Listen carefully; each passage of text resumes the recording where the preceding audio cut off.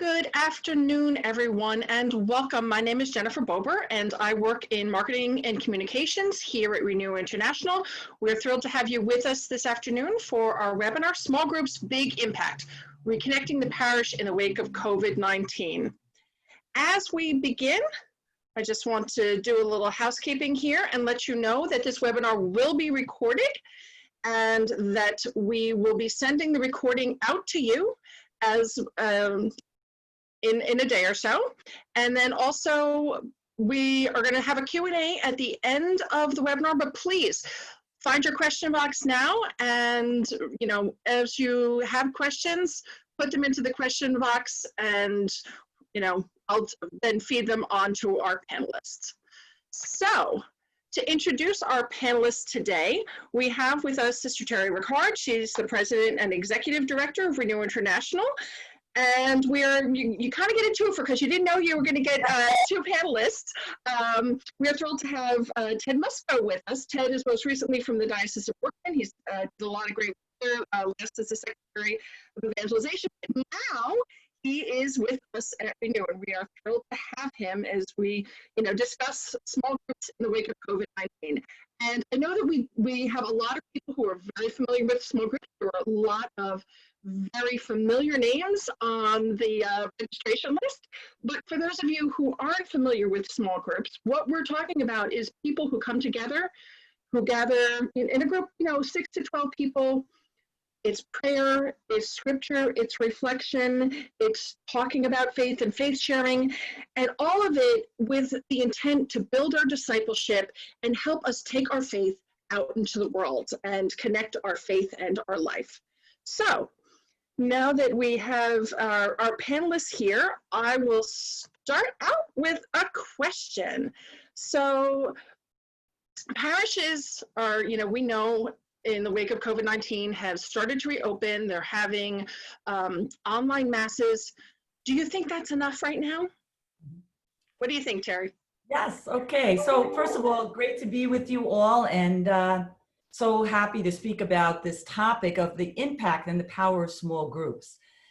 We know those of you, so many of you out there have experienced the power of small groups as a leader, as a participant, and you know the impact that can have on people's lives in really making disciples.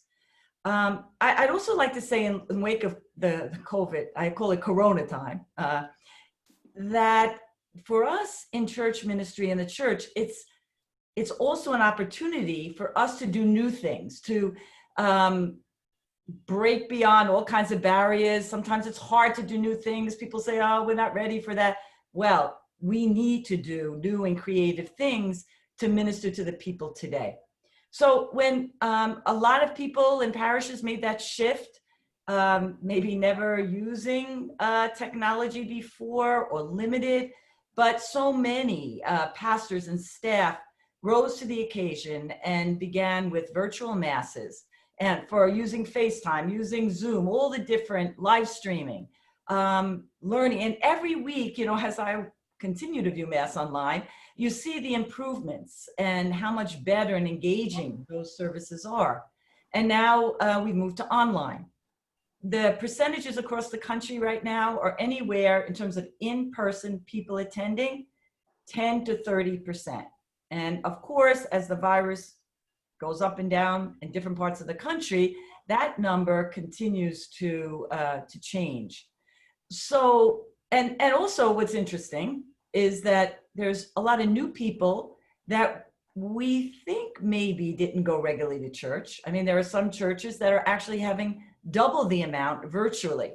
It could just be the word's out and people maybe went to another parish, but because the homily and music are good, of course, they're going there, or the quality.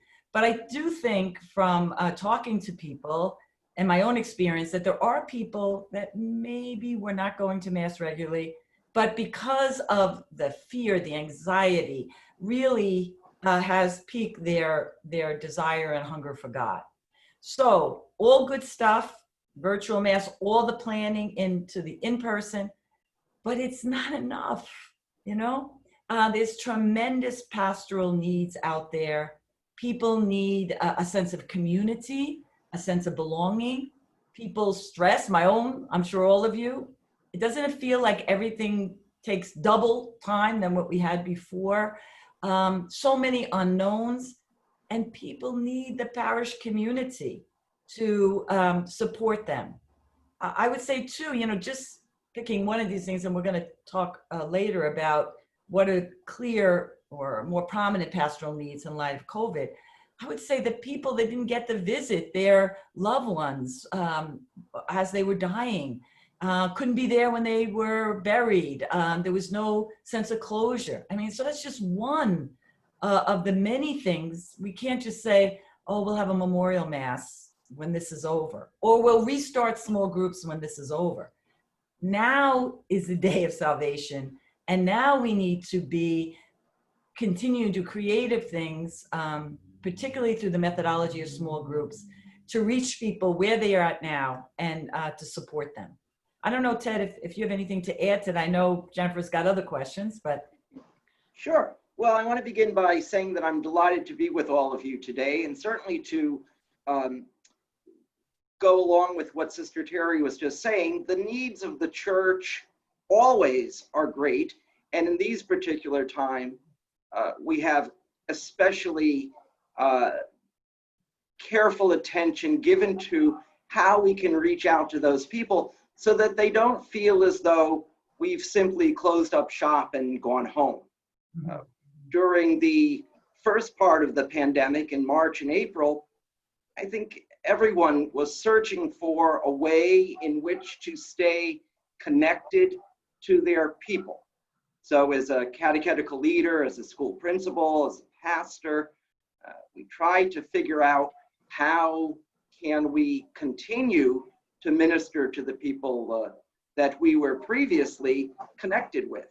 And obviously the work of evangelization is to reach out in good times and in challenging times.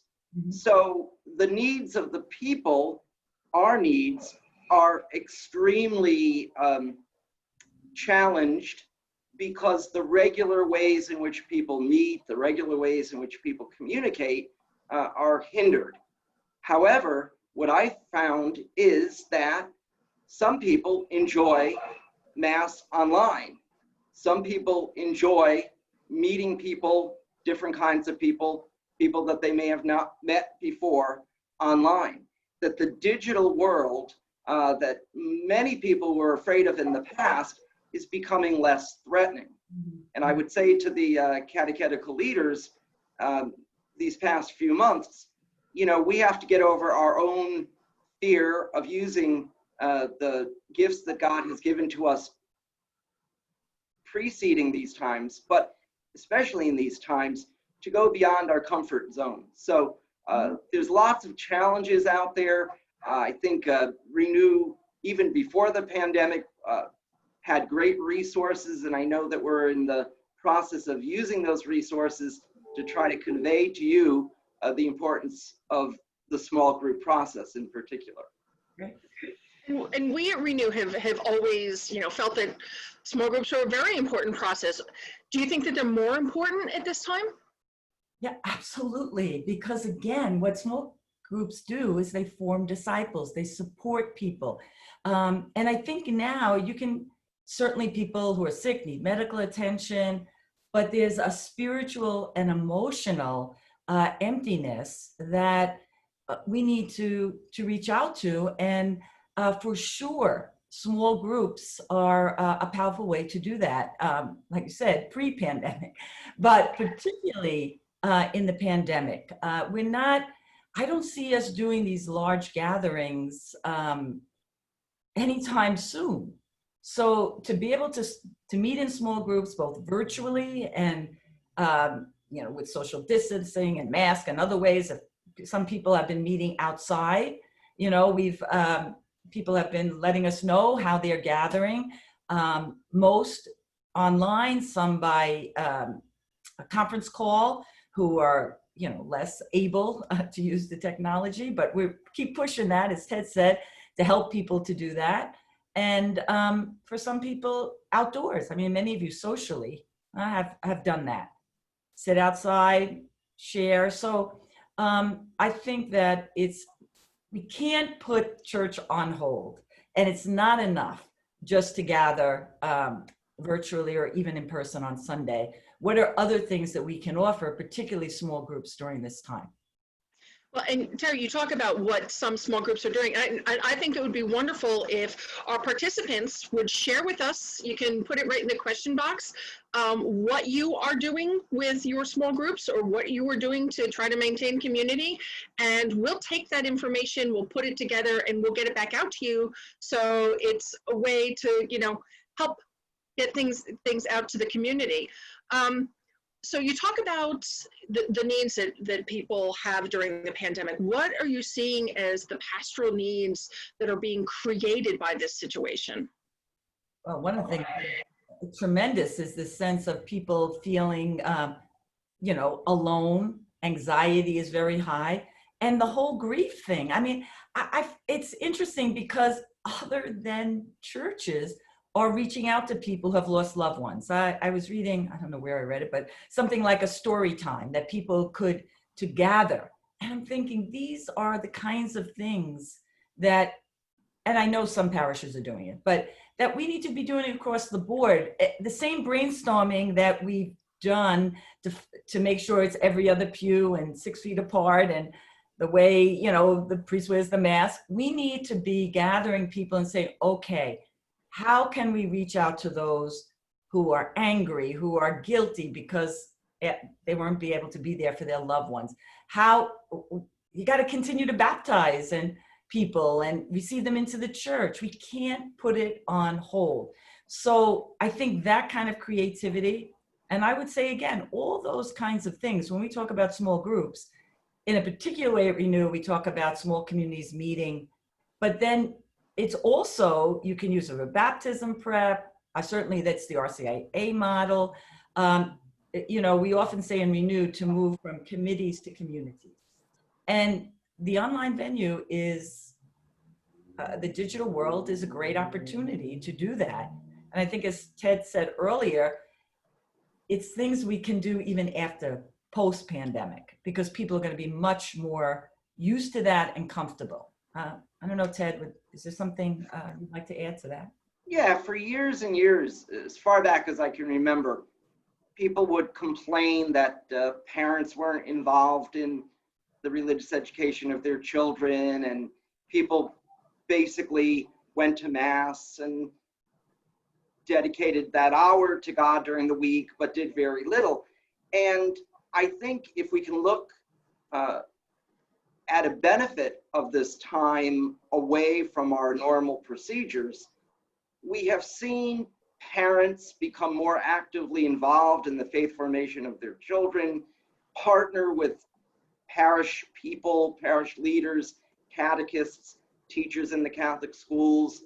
They've tried to instill in their children a sense that even though we can't go to church on Sunday morning or Saturday evening, that we still gather around the TV to participate that way.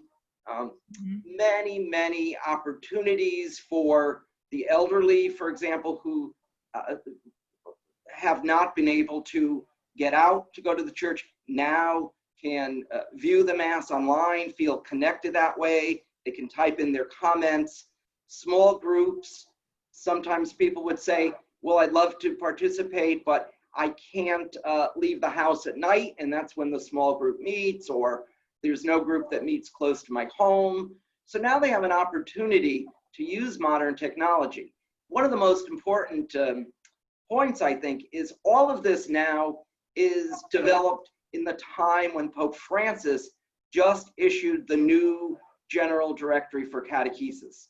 And that General Directory for Catechesis tells us that the encounter with Christ and the accompaniment that follows it is really at the heart of who we are as people of God.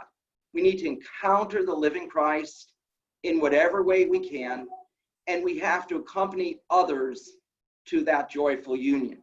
And you know, and honestly, that's the heart of small groups. Yeah. You know, so we are called to accompany, when you're part of a small community, you break open the word, the purpose is to encounter Christ, and then bring Christ to others and to support one another. I'm just looking at some of these I don't know if you all see it, but comments people are making about virtual face sharing groups. I'll just say this is another thing we've tried to do at Renew. We had some webinars, how to keep your small group connected. So again, just like Ted said, through technology, Zoom we find the best because they have breakout groups. I know if people done well with Google Hangout, but people using conference calls. But we started to offer virtual face sharing groups. So we've never done that. We're training other people to do it. And Jennifer and I led a group we have one more week, on Chris Lowney's resource for us. What's it called again?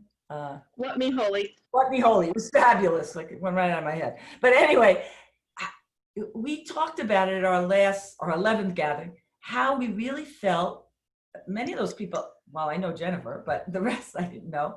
One or two, a couple of them I knew, but we really formed a community. And I don't know if I And would that's actually one of the questions that popped up was, how do you form community? I'm like, well, we've done it. And it was, I mean, we had a beautiful moment where someone came into the group and said, you know, this is our community. I can say this here. You know, that through the weeks of talking to each other, and we see each other's faces, and using Zoom, we break into even smaller groups when we have a big bunch of people there, and we talk and we get to know each other. And I said at the last meeting, when I actually meet these people in person, they're getting hugs. These aren't strangers; these are now friends. It's amazing, and I think seeing people is the key, and that's I think the advantage of this kind of technology. But as Jennifer said, we talked about, well, eventually we're going to get together. But we've had people from California, Chicago, all over the country. So it is possible to build that kind of community. And we experienced it firsthand. So we have some best practices we've developed. There were about, I think, 5 or 6 of these groups that we did, different people on our staff. So Jennifer will get that out to you, what we've learned, both not only the technology part, but having some people to raise hands. One group I had like 50 people, how to break them up in small groups, how much time, that was another thing we experimented with. So we'll get those best practices out to you. Yes, go ahead. Terry, I would also add, a lot of people have a hard time moving forward when you talk about doing things virtually, but I think we can find people in our families, in our communities, in our parishes that find the IT part of this, the digital part of this, quite easy to work with. So I highly, highly recommend, if you're a little hesitant to use technology, to partner with someone. I never thought that we would have 150 catechetical leaders in the Diocese of Brooklyn online, because I could never get 150 people to come to a meeting. But once they had somebody partner with them, use the technology, learn how to get on, it became second nature. So I don't want us to go farther in our discussion today without making that point. That is, we don't have to do everything ourselves. We need to partner with people.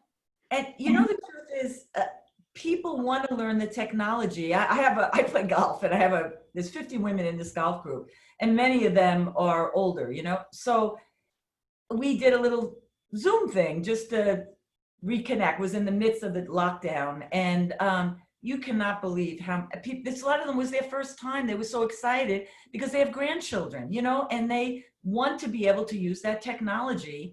And once we got over the hump in the first 2, and that's the same thing with the small. Yeah. Once people get over the hump, but I would say as leaders, we're all Catholic leaders, that we can't just say, oh, they'll never do it, or it won't work here. It works. It works.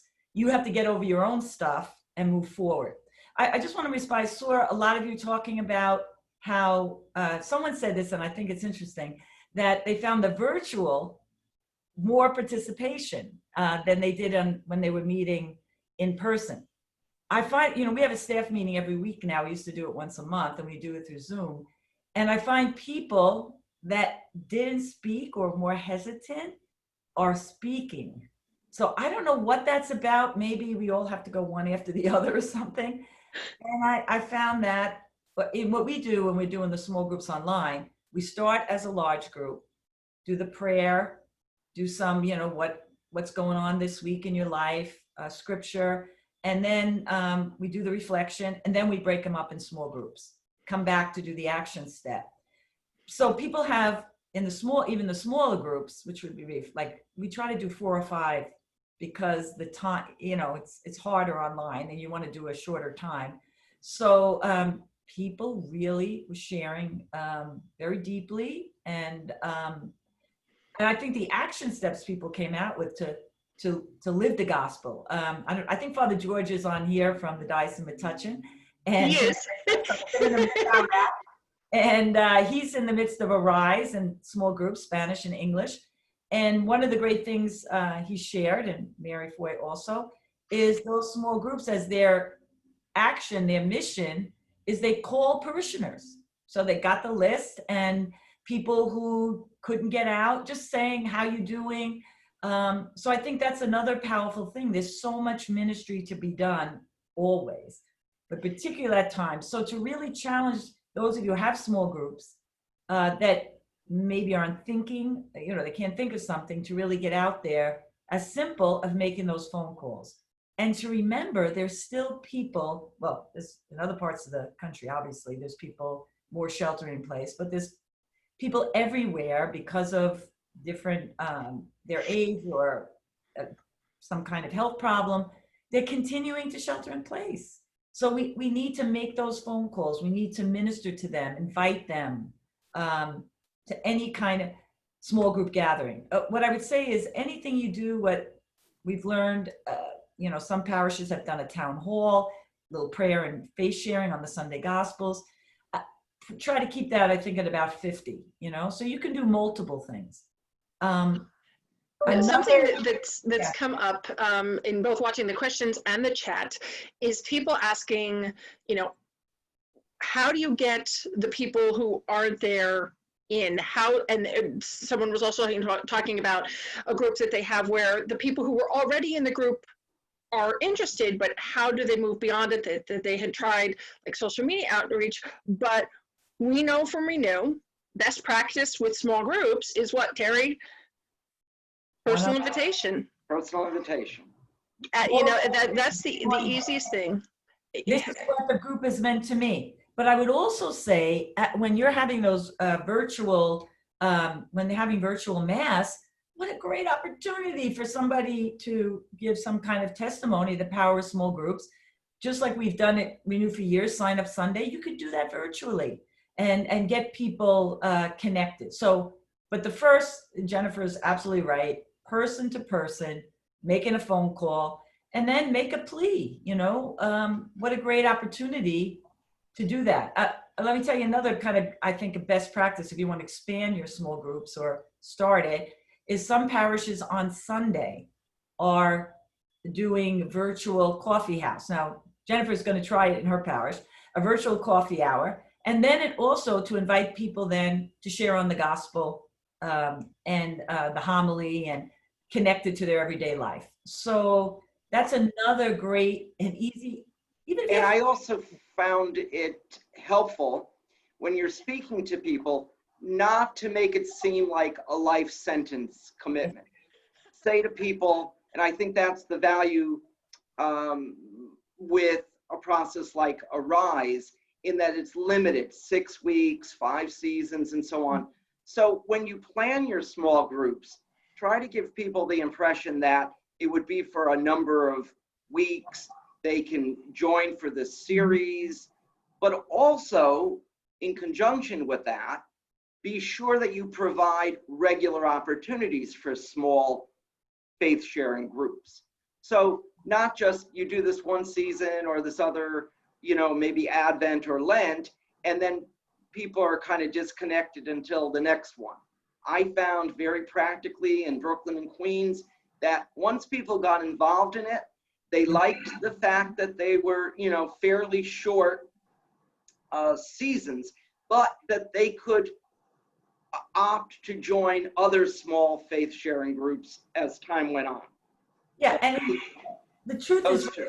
the founding of Renew, yes, we had Process, Original Renew, we have Rise, why can't, but they're all about helping people to start, initiate small groups, and to promote ongoing small Christian communities. So you have communities that meet seasonally, you have communities that are ongoing that, when I first came to Renew, I remember I went to Colorado, there were groups that were meeting for 20, now this is 15 years ago, 20 years since Original Renew. So those groups became really formed into a small Christian community and continued. So I think you got to give people a lot of options, a lot of invitation. And I think when you're first starting small groups, as Ted said, it's better to do okay, can you commit to 6 weeks? Okay, can you commit to another 6 weeks? I think that's the way to get it going. And you're never going to grow it unless you keep inviting people, right? So it's not an end into itself. That the parish really becomes that vision of a community of small communities. And certainly I would also call to mind that sometimes we think that people are too busy to participate in small groups. So for example, I often did not think of inviting parents of children in the elementary school, for example, or in the faith formation program, because I figured, they already had things to do. They were the ones who, after a while, would say to me, well, how come we can't have a small group? Those were the days when children actually went to school. And they would say, well, why can't we drop the children off and then meet, at the local Dunkin' Donuts for, half an hour, 40 minutes.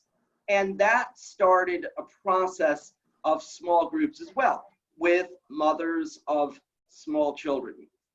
A lot of men have these early Saturday morning groups, and those small faith sharing groups have been very, very practical for the life of the parish, because pastors now are drawing from those groups to help with volunteers for the opening of masses and so on and so forth. So there's a lot of interconnection in areas that we normally wouldn't assume would be, attractive to people. Yeah, I just want to answer two of the questions. One was about, can you do grief groups online? And I would say absolutely. So if you're interested in that, please email me or email Renew. I think our email's at that. I'm Terry R at renewintl.org, because we're working with some people to possibly do that. So I'm gonna have some sessions online. So I just think that's such a critical need right now for people.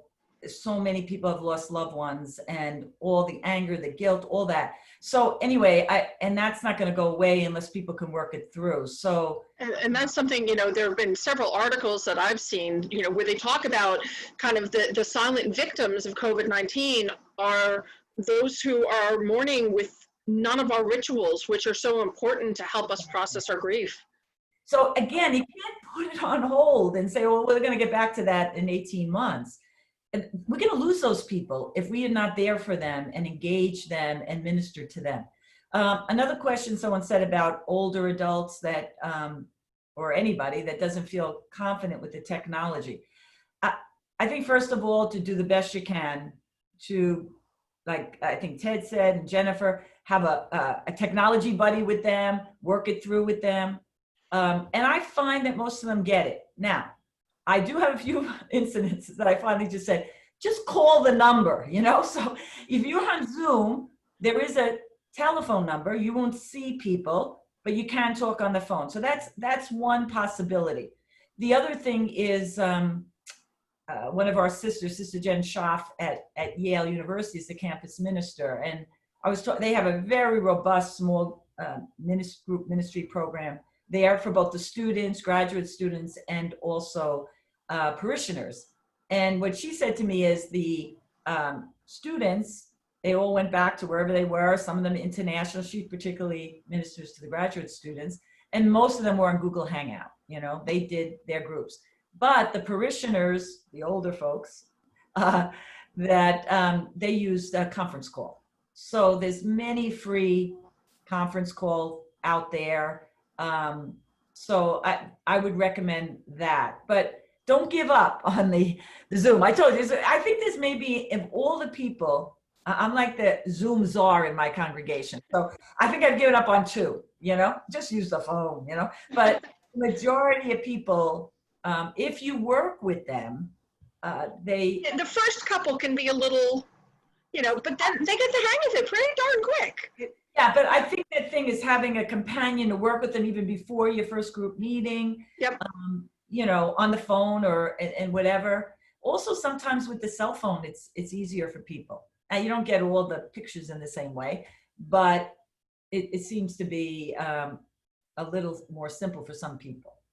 I've been saying for probably 10 years now, you know, we need to use every bit of modern technology that we have to advance the cause, because people would say to me, oh, I have problems with this and I don't like this book, and I, you know, find these gathering sessions annoying at sometimes and so on.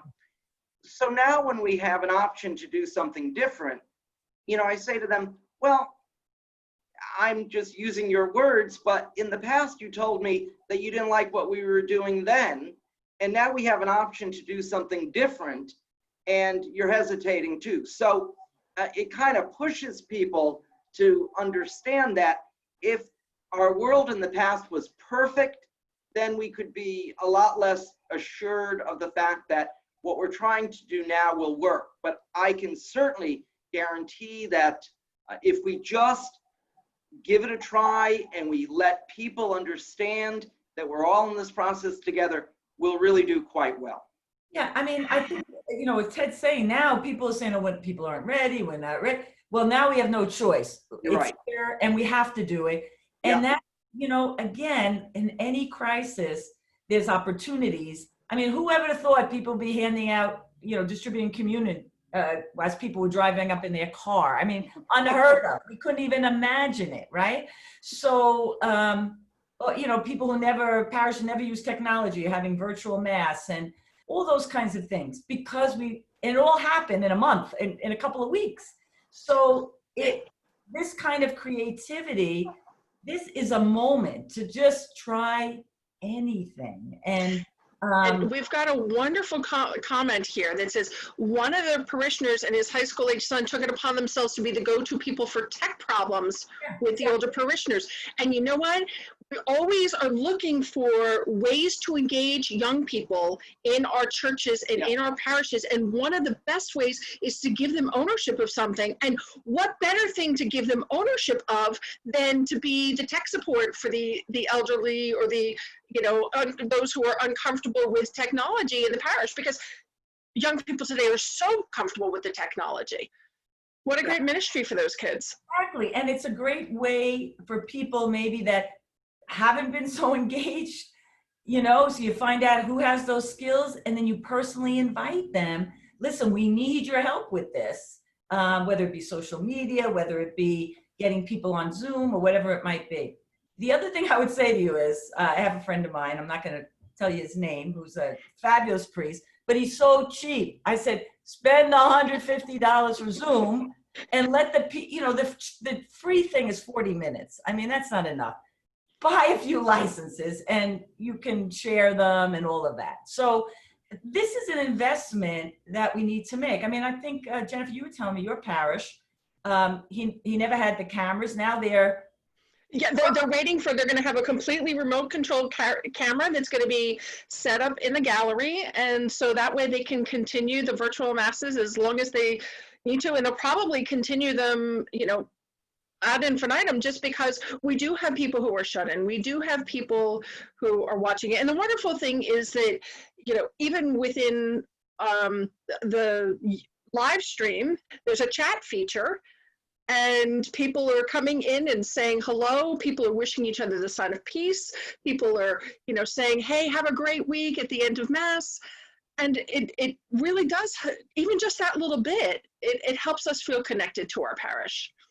But And yeah, I think as parish leaders, as school leaders, you know, you need to rely on people who do this on a regular basis. And I know, you know, even though this is only my second week actually at Renew, for the last 6 or 7 years, I've partnered with Renew for many, you know, wonderful opportunities in the diocese.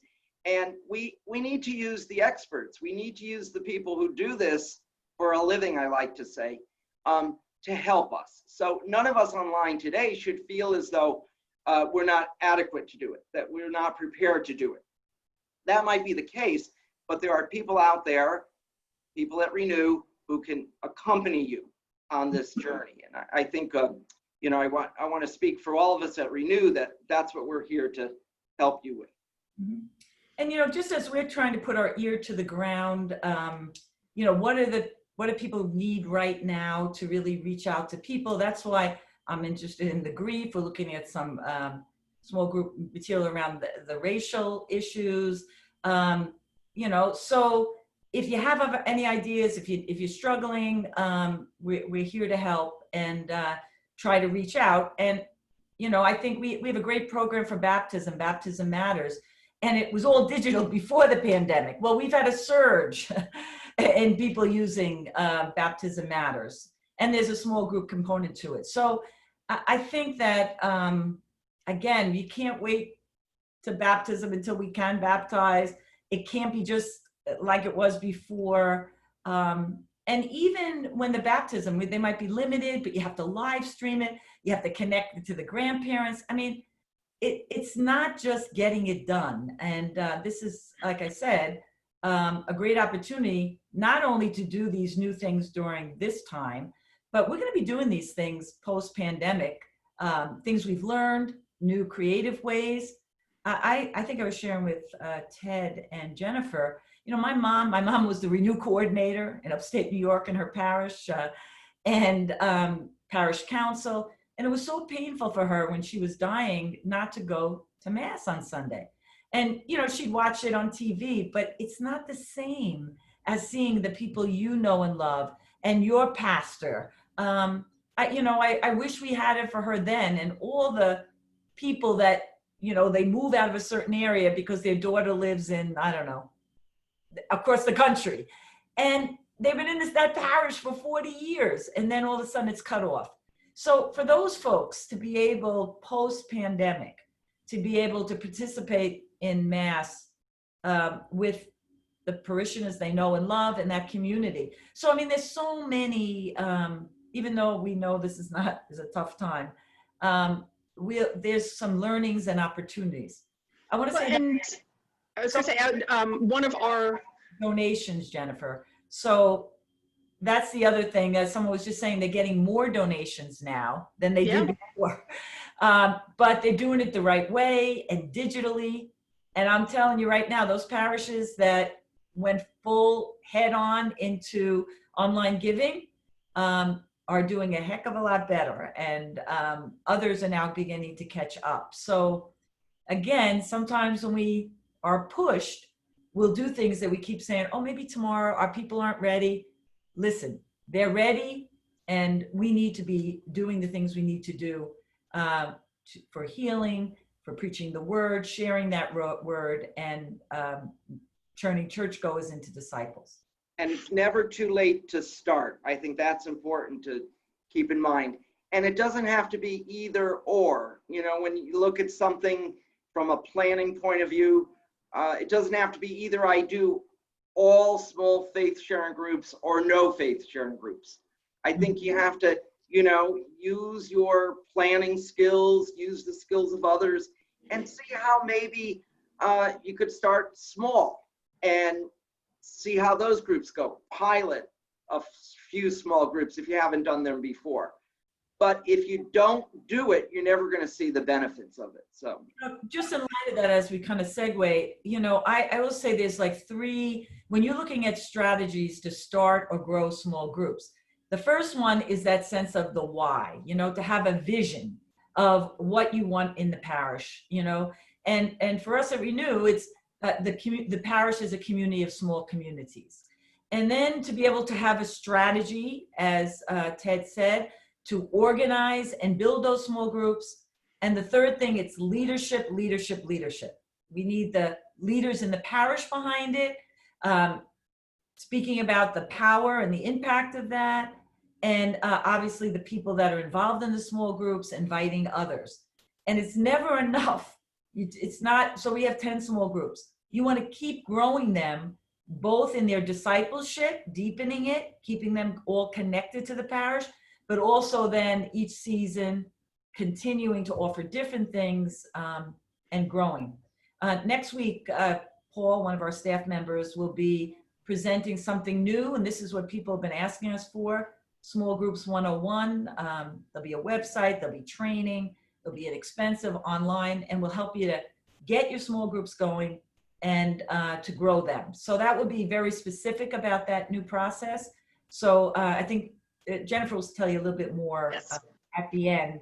I think it's next week, so we just invite you to that. But how about some more questions or things that people might want to? Well, so let me just scroll back here. We talked about the personal information, personal invitation. Someone asked, what's the best way to initiate small groups in these times? How do we convince, encourage, accompany people who choose to be part of a small group? Mm-hmm. Well, I'd say the first thing is do a renew process. Get you started. Small Groups 101. So, I mean, again, I think what Ted said, you don't have to start big, but, you know, if particularly during the pandemic, I think they have to be virtual. So to be able to start something, I'd say probably early September. And, you know, never were we able to do small groups over the summer, or very few. People are meeting in small groups. Like some of you are in book groups. Usually they end in June. Well, people are doing them during the summer. So we're going to be offering some actually ourselves, probably closer to September. But if you really want to know how to start those small groups, tune in next week. Paul will do that very specifically and invite you to a simple process to get them going, and also to help you with the technology.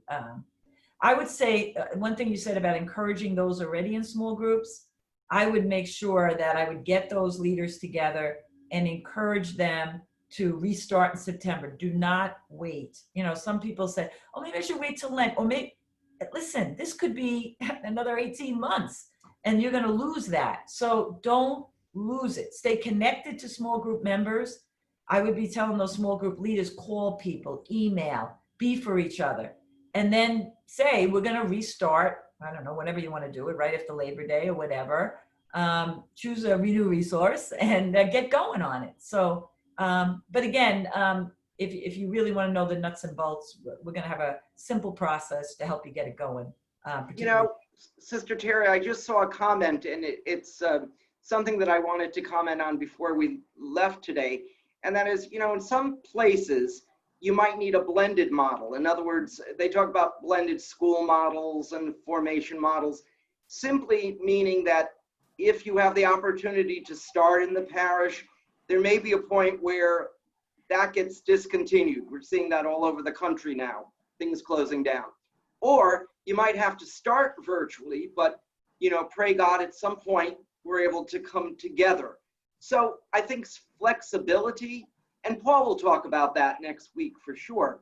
But one of the, you know, important highlights, I think, to remember is that even in your own discernment about small groups and continuing them and so on, we can't appear as though, and I've said this before, that we've closed up shop and gone home, because people go elsewhere for things. And one of the benefits that we have is the truth. And so we want to maintain our small group processes. We want to maintain the communities we have and provide people with what they need to encounter Christ and then be able to accompany them through that encounter. So. One of the things that people just asked is about, I don't know if you saw that question about a Zoom account.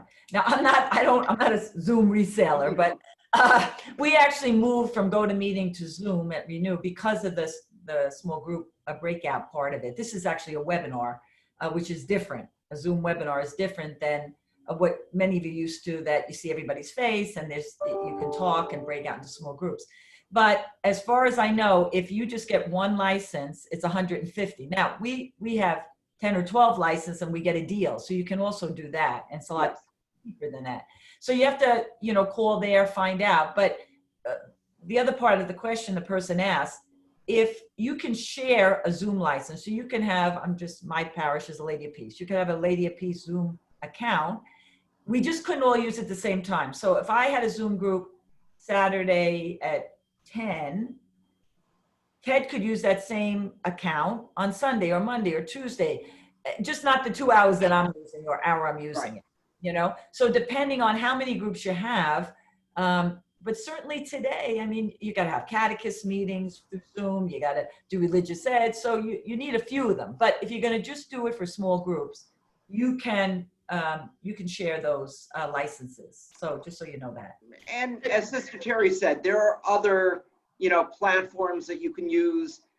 If you use Outlook, Teams. Yeah, that's another one. AMS is connected to that. And there's other ones, but choosing one and sticking with it so people get used to it, I think is another key point. Yes. Now, one of the questions that we did have pop up, does or will Renew have programs designed for Zoom groups? And the answer to that is any of our resources work with Zoom groups. We have been working Terry and I have been together for the past 11 weeks doing, as we said, faith sharing with our resource, What Me Holy. And the nice thing with that one is it's also an ebook, so people could, just buy the ebook. But any of our resources really do work within the context of an electronic meeting. It just, as Terry said, we gather all together to start and then break out.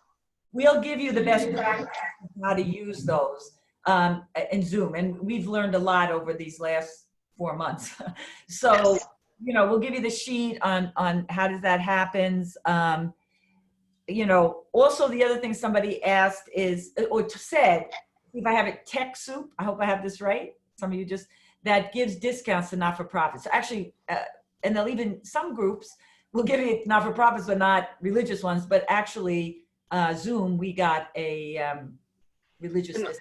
Yeah, a nonprofit rate. If it's from the parish, so if you buy your own, that's different. But if it's from the parish, you can get discounts on that. Yeah. So that was good. Someone said Tech Soup, so. Yes, and someone else offered another piece of advice in that, to engage people to choose a topic that is timely. That they were working from the USCCB's document on racism. So that's a great suggestion. So, it's something that people are already talking about. Jennifer, someone just asked if you would type in the name of the book, What Me Holy by Chris Lowney. To tell you the truth, I thought it was a great resource online because we have it as an ebook and it's about holiness in the everyday. It's based on Pope Francis's exhortation on everyday holiness. The other thing is the reflections are short. So it's really, and there's only one reflection. So it's really conducive. We'll also, I would say for Advent, I think Sister Donna Ciandro is on here. So I can't see everybody, but she's written a series for us on Lent. So we'll be promoting that online. She'll be doing a webinar. So I do think, as Jennifer said, all our resources can be, but there's some maybe a little more simple or to convert. We have parishes starting in the fall with virtual Arrive. So we're doing all the training and the formation in English and Spanish online, and then training the groups to be online. The other thing to remember, we have a big country. There are some pockets in the country that are not as affected by the virus. I mean, I know even upstate New York, there's a couple of those counties. So people are still interested in doing some in-person things. For me, I would do it outdoors and just make sure that people, if you have a big enough hall, that people are socially distancing. But, all that, I think that's what Ted was saying about a blended model. Yeah. It depends on your circumstances. But I do think the jump is, or the leap is to do things more virtually. So. Absolutely. I'm just scanning through to see if we've got other questions. Another great suggestion, someone said their pastor did a series of discussions and explanations of the stained glass windows in their church. What a wonderful thing to do. Yeah, I see Lou Doyle saying that, I'm not saying, I know it's not pronouncing his name right. I know he's at Fordham, Father Massingale has done, you know, a whole thing on racism on YouTube. You can get some questions and share together. Anyway, we're also looking at some materials on that.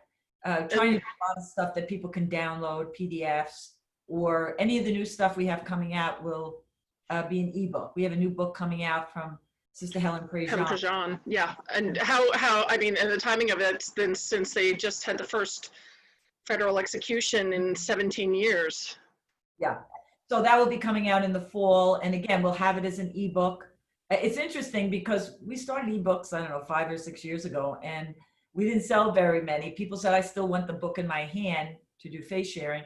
But obviously, over these last couple of months, about in our group, maybe half of the people maybe got ebooks. So Yeah.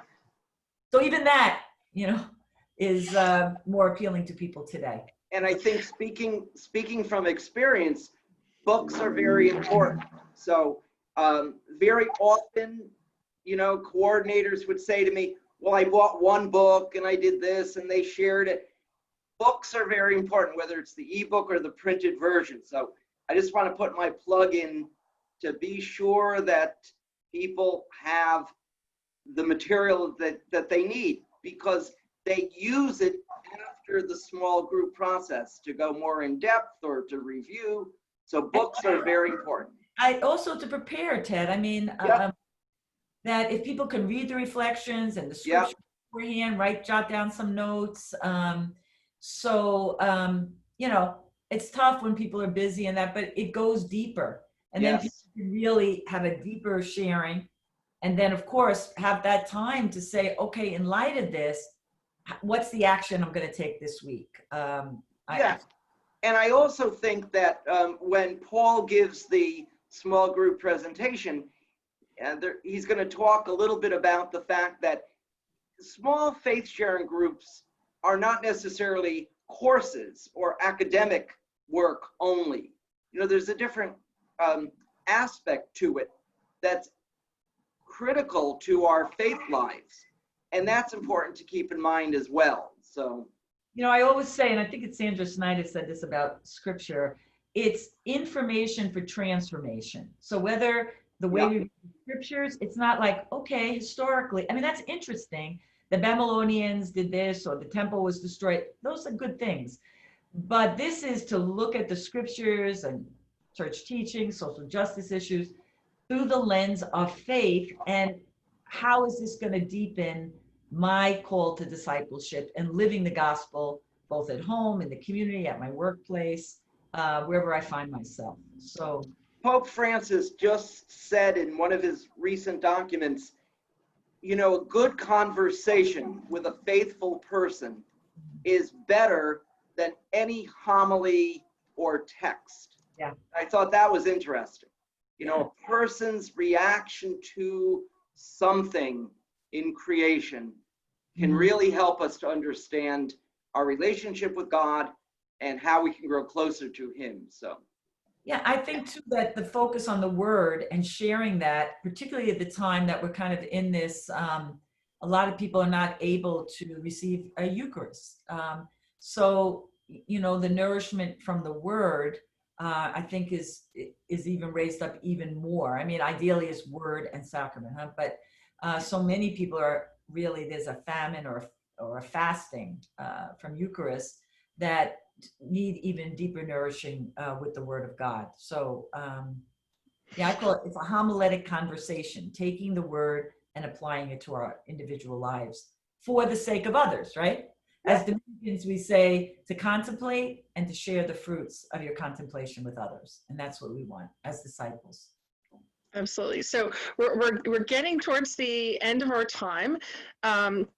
So I do want to bring people back, and we've talked a little bit about Small Groups 101, which is the new process that we have coming.